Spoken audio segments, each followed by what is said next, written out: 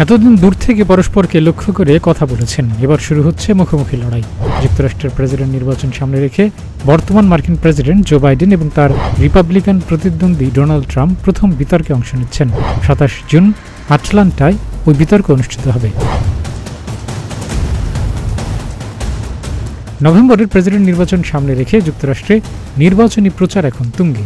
জনমত জরিপগুলোতে এখন পর্যন্ত বাইডেন ট্রাম্পের হাড্ডাহাড্ডি লড়াইয়ের আভাস পাওয়া গেছে। দুই প্রার্থী বিভিন্ন সমাবেশে পরস্পরকে ব্যক্তিগতভাবে আক্রমণ করে যাচ্ছেন, বিশেষ করে বয়স নিয়ে। এই বিতর্ক নিয়ে নিউ ইয়র্কের বিংহামটন বিশ্ববিদ্যালয়ের ইতিহাসের অধ্যাপক ও রাজনীতি বিশ্লেষক ডোনাল্ড নিম্যান জানিয়েছেন, এই বিতর্কটি খুবই গুরুত্বপূর্ণ হবে, কারণ এই বিতর্কে জনগণের পরিচিত দুই প্রার্থী নিজেদের আবারও নতুন করে চেনানোর সুযোগ পাবেন। তবে সবচেয়ে বড় প্রশ্ন হচ্ছে, রাজনীতির প্রতি আগ্রহী ব্যক্তি ছাড়া আগামী এই বিতর্ক সাধারণ মানুষকে কতটা আকৃষ্ট করতে পারবে তা নিয়ে প্রশ্ন তুলেছেন নিম্যান। 90 মিনিটের বিতর্কে ট্রাম্প তার 81 বছর বয়সী প্রতিদ্বন্দ্বীর সক্ষমতা নিয়ে আক্রমণের সুযোগ নেবেন বলেই ধারণা করা হচ্ছে। ট্রাম্পের বয়সও 78 বছর, তাই বয়স নিয়ে বাইডেনও ট্রাম্পকে খোঁচা দিতে ছাড়েন না।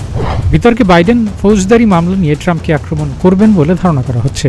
বাইডেন আগেই ট্রাম্পকে প্রেসিডেন্ট হওয়ার যোগ্য নন বলে মন্তব্য করেছিলেন।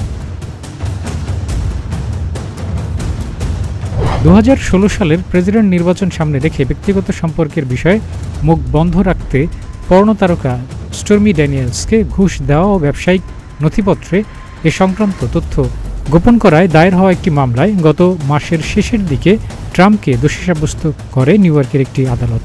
মামলায় 34টি অভিযোগে আদালতে ট্রাম্পকে দোষী বলা হলেও এখনও তার সাজা ঘোষণা করা হয়নি। 11 জুলাই ওই মামলায় রায় ঘোষণা করা হবে।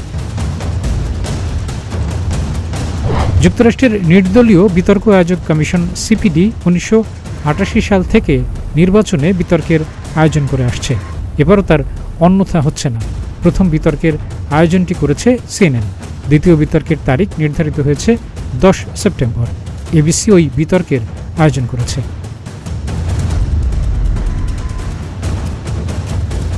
বিতর্কে নারীদের অধিকার, মূল্যস্ফীতি এবং সীমান্তে নিরাপত্তা ও অভিবাসনের মতো বিষয়গুলো উঠে আসতে পারে বলেও ধারণা করা হচ্ছে। 2020 সালে ট্রাম্প বাইডেনের সর্বশেষ বিতর্কগুলো রীতিমতো বাকবিতণ্ডায় পরিণত হয়েছিল। বাইডেনের বক্তব্য দেওয়ার সময় ট্রাম্প বারবারই তাতে বাধা দেওয়ার চেষ্টা করলে এক পর্যায়ে বাইডেন ট্রাম্পকে মুখ বন্ধ রাখতে বলেছিলেন। এবার অনুষ্ঠানে বিশৃঙ্খলা এড়াতে আয়োজকদের হাতে অনেক ব্যবস্থা থাকবে। তারা বক্তা ছাড়া বাকিদের মাইক্রোফোন বন্ধ রাখতে পারবেন। ডেস্ক রিপোর্ট, প্রতিদিনের বাংলাদেশ।